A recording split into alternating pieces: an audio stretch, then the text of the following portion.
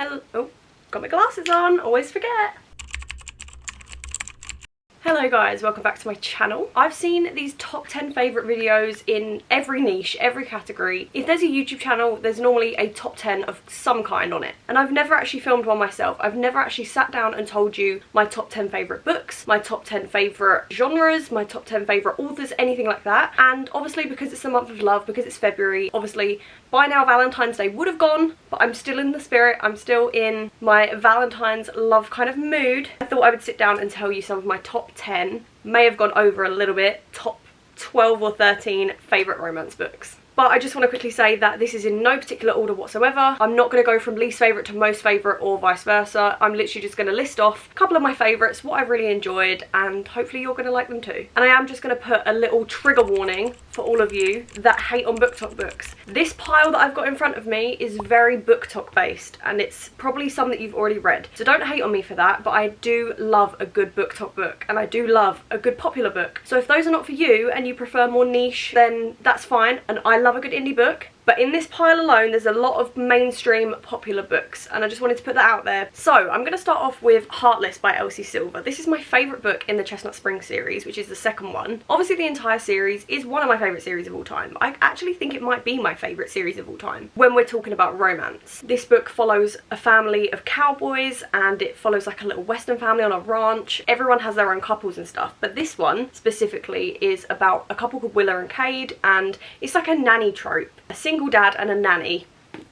What more do I actually have to say other than that is literally perfection. I cannot express how much I love this book and how much I love these characters. I've got loads of people reading these books. Everyone that I know, even in my personal life, I've given these books to, and I've even bought copies for my fiance's mum to read, and she loves the series as well, and she loves Cade. Every single time we see each other we talk about Cade, and we see each other nearly every day.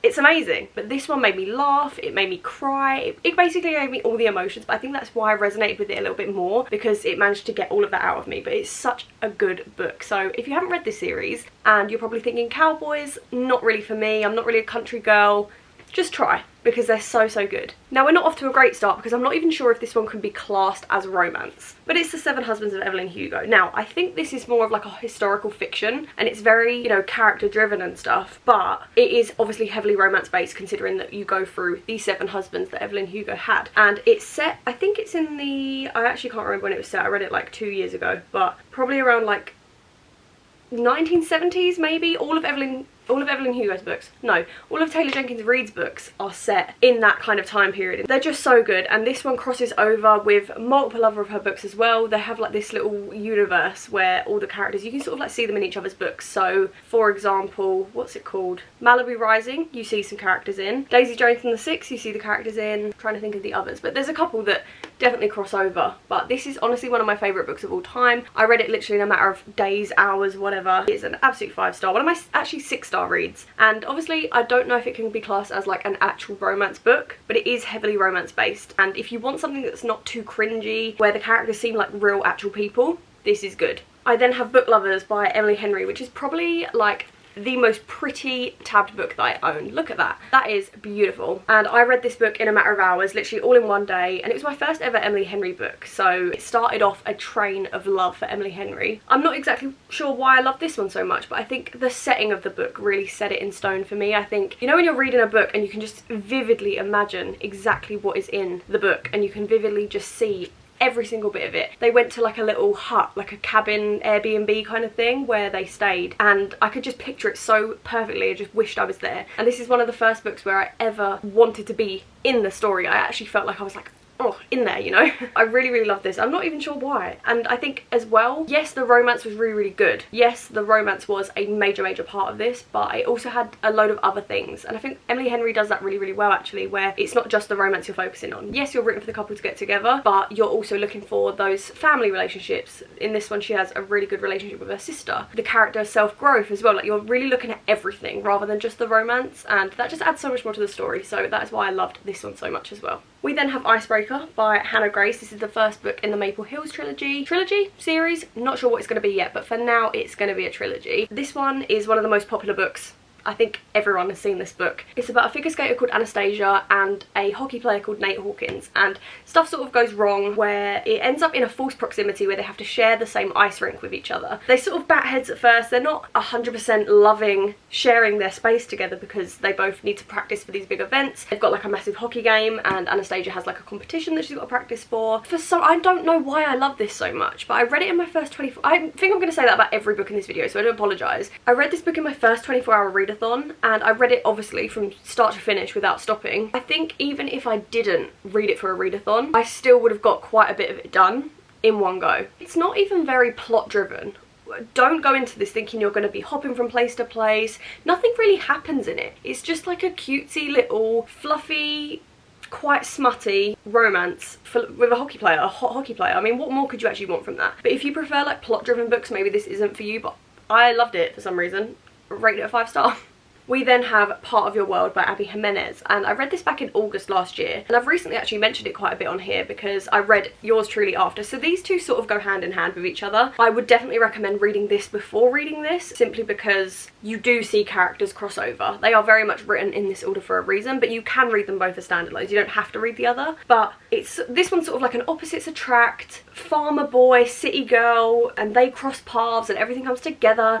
And this one's about two doctors, but these two do not like each other at first, and they end up fake dating each other, and then end up obviously falling in love with each other. So these two are two of my favourite books pretty much ever. If you were to ask me like what some of your favourite books, obviously I'll go on to some of them a bit later on in this video, but these two definitely spring to mind. We then have After I Do by Taylor Jenkins Reid. Taylor Jenkins Reid is my favourite author, that's why she's cropped up twice already in this video. This one is about a married couple who things start to go a little bit wrong in their relationship. It's very much on the rocks. They're on the brink of divorce. It's a second chance romance for them, and you see their characters develop, you see their characters grow, and I wasn't expecting to like this one as much as I did because it's sort of like one of Taylor Jenkins Reid's more unpopular ones, I want to say. It's definitely a more unpopular version of some of her other books, whereas this one no one really talks about, but I really enjoyed it. I have definitely heard mixed reviews, but this is one of my favourites, and yeah, it was really good. I really recommend it, but it is an emotional story, so definitely check if this is for you. We then have Practice Makes Perfect by Sarah Adams. This is the second book in the When in Rome duology. I'm not sure what the actual world's called, but the first one's When in Rome. Again, can read these as standalones, but you can read them separately or together if you want to. But for some reason I really liked Practice Makes Perfect more than When in Rome, and I did really enjoy When in Rome. Don't get me wrong, definitely enjoyed that one,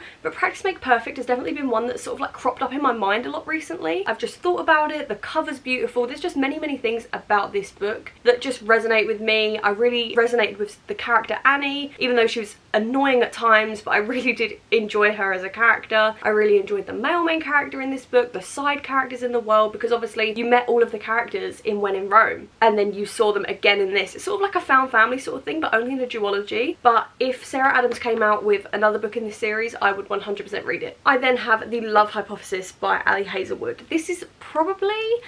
I feel like Ali Hazelwood's a very hit or miss author for me because I haven't really enjoyed any of her other books, to be honest. Love on the Brain was okay. It was good, but it didn't hook me. It didn't, you know, I sort of struggled to read it. What are the other ones called? I can't even remember. Oh, and Love Theoretically. Why did they not kiss until like 90% into the book, please? Oh, and Love Theoretically just wasn't, I don't know. I still liked it, but it was very misleading for what I thought it was. Anyway, I'm not going to go into my Love Theoretically rant right now because whatever. But The Love Hypothesis I really enjoyed. This was my first ever Ali Hazelwood book, and I read this one, I think this one was like a 1-day or 2-dayer as well. I literally read this quite a bit in one sitting, and I loved Olive, I loved Adam, just everything about this book just hooked me in, and I wasn't sure if I was going to like it because of the science. I'm not a science girl. I think you can tell by looking at me that I am not a science girly pop. But I loved this book, and I love sort of like the academic rivals, enemies to lovers, kind of grovelling, grumpy sunshine kind of thing, and that is what this book is, and it gives all of that. So if you haven't read this book, definitely do it. I'm saying that, you probably all have, because it's probably one of the most popular books at the moment, but so good.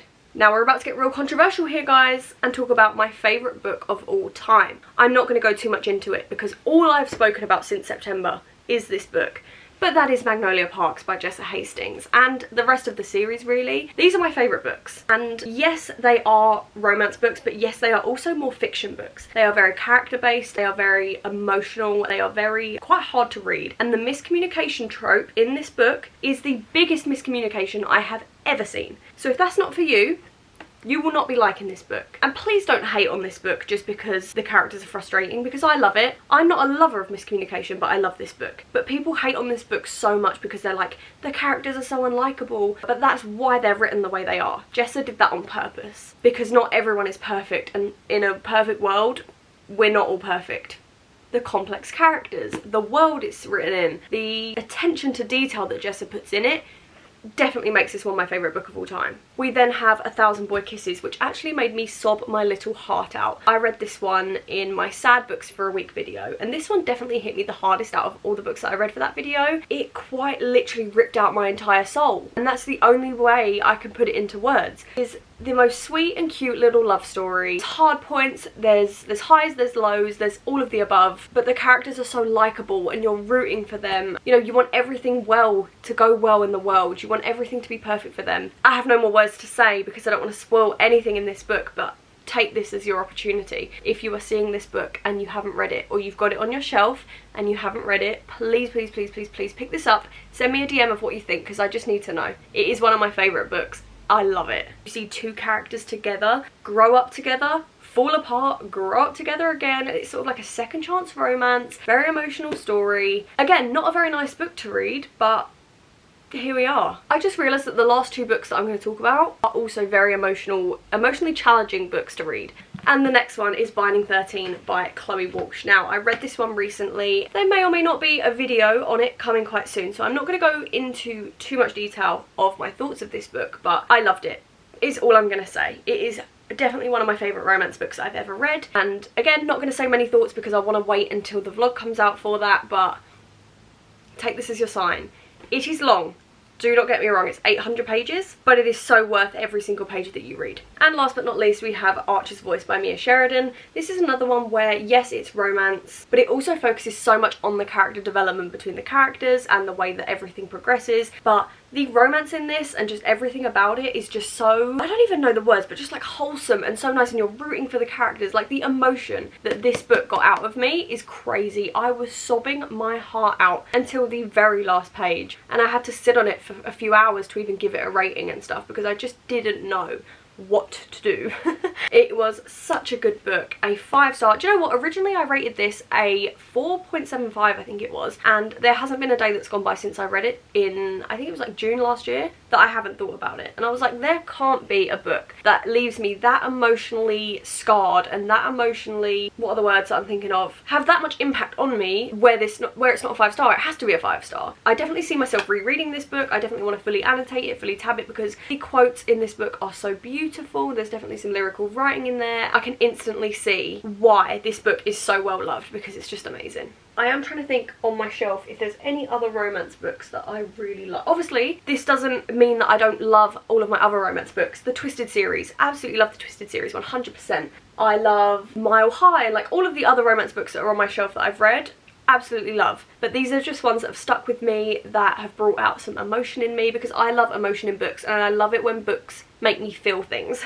I'm gonna really try this year to find books that are more niche, that I can actually put out there for you as well, to see if you want to read them and stuff, because, you know, it is a bit annoying, and I can understand and appreciate that it is a bit annoying seeing your favourite booktubers talk about books you've already read all the time. I'm also trying very hard to find those niche books for you, and I've been scouring the shelves at bookstores and looking at more niche lists of books and stuff, so I want to be able to give you them recommendations that you haven't read before. So I do apologise if you've read every single one of them books. I'm sorry, but they're really good. They're my favourites. But if you did enjoy this video, then definitely give it a thumbs up, comment down below your favourite read, and I will see you in my next video. Love you guys lots. See you then. Bye!